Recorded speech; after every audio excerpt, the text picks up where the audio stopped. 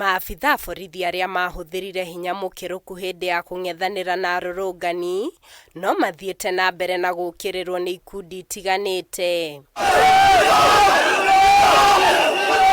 Umuthi makiria ma ikundi 25 cia gutetera ihoto cia umundu ni ikomithetie maabitha borithi ni kwagarara ihoto cia umundu na gucungiriria ikuo.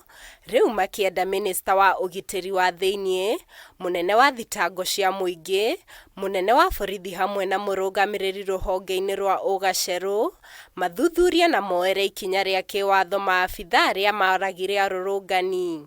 The government is obligated to take all necessary measures to prevent state actors, including security officers and private individuals, from interfering with citizens' enjoyment of their right to protest.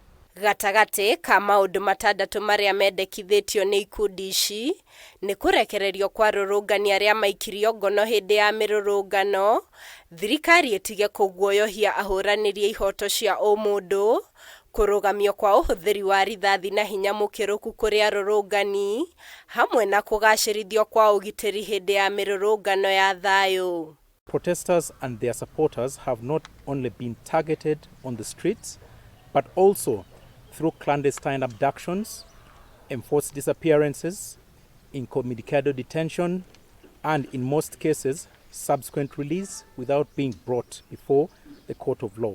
Oho, ni moretie ruhonge rwa IPOA rutacukiri ikinyanya na keiria kurerikana ni ciarihitwo ithoge thayo wa muingi hamwe na gwikuruhania na uthukangia wa indo, o hamwe na maabitha a borithi aria magararire watho wa igoti na kuraga andu na njira ya rithathi. Independent Policing Oversight Authority and the Director of Public Prosecutions to take the following immediate action.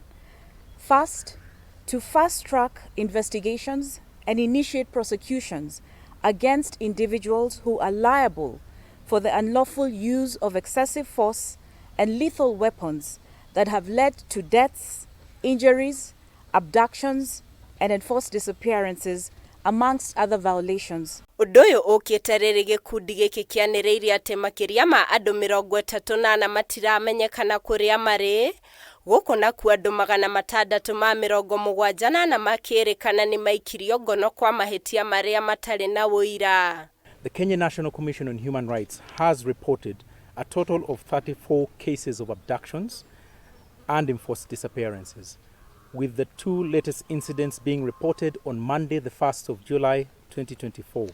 Maya mokite riri President William Ruto augite thirikari ni kunyitanira na family cia andu aria makuire kana kugurario hindi ya mirũrũngano. The government of Kenya will support all those who've lost their lives and those who've been injured.